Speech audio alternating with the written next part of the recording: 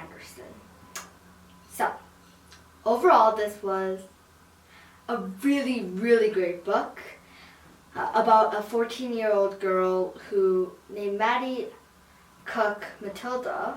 Cook, Maddie's only her nickname, and she's only 14 when yellow fever hits in Philadelphia, and somehow she survives the entire epidemic.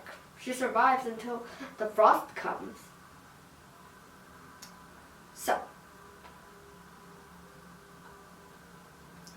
I would recommend this book for ages 9 through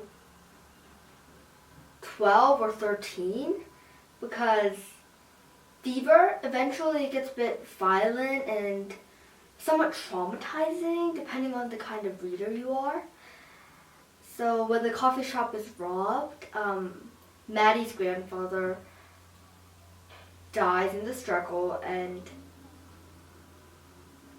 it gets really violent when the coffee shop's robbed. And when Maddie's mother, Lucille, has yellow fever, how she's just retching blood and black pus everywhere, it's traumatizing really, because it's just terrifying, it's horrifying, because it's Maddie's mom, and every single person in this world loves their parents, especially.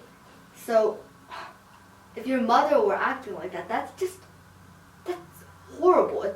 It's also violent somewhat and traumatizing. If you read it over and over again, eventually it forms a little mind movie in your head, and that little mind movie is horrible. It's terrifying.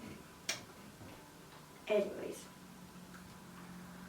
this book, to me, it was really, really, really interesting because some books, they're just really dull and have no action.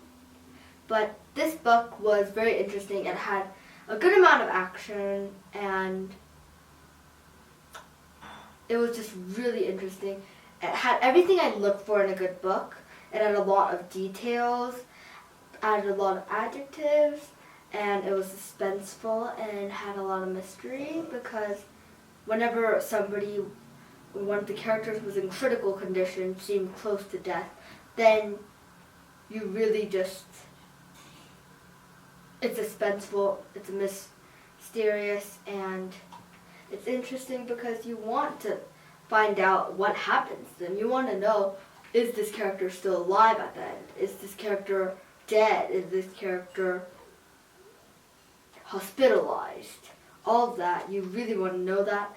And this book, it also makes sure that characters actually struggle somewhat, because some books, the characters are forever prosperous, everything goes their way, at the end everything works out perfectly. Some books and movies do that, but this is one of those many books. Fever is one of the many books that actually make Maddie struggle somewhat, because if it were perfect for her, then really what would be the point in writing a book about it, and what would really be it wouldn't be interesting. So I really, really loved how she actually struggled somewhat instead of it being forever prosperous. And at the end of the chapters, it had a lot of cliffhangers and a lot of good hooks. So the cliffhangers, I just think that all of those cliffhangers they're really just essential if you want the reader to keep on reading, because all of those cliffhangers, it just leaves you hanging, okay? It just leaves you right then and there where you're wondering, is this character going to die? Or are they going to survive? Are they going to make it to this place or that? Is this person going to be able to find the person that he or she is looking for? But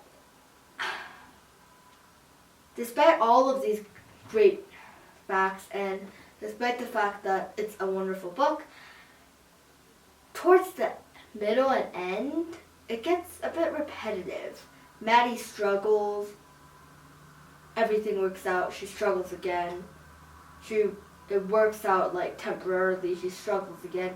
It just gets repetitive. The action just gets repetitive, and eventually, when the action gets repetitive, it turns into a pattern. And patterns are no fun because you know how it's gonna work out. Maddie struggles.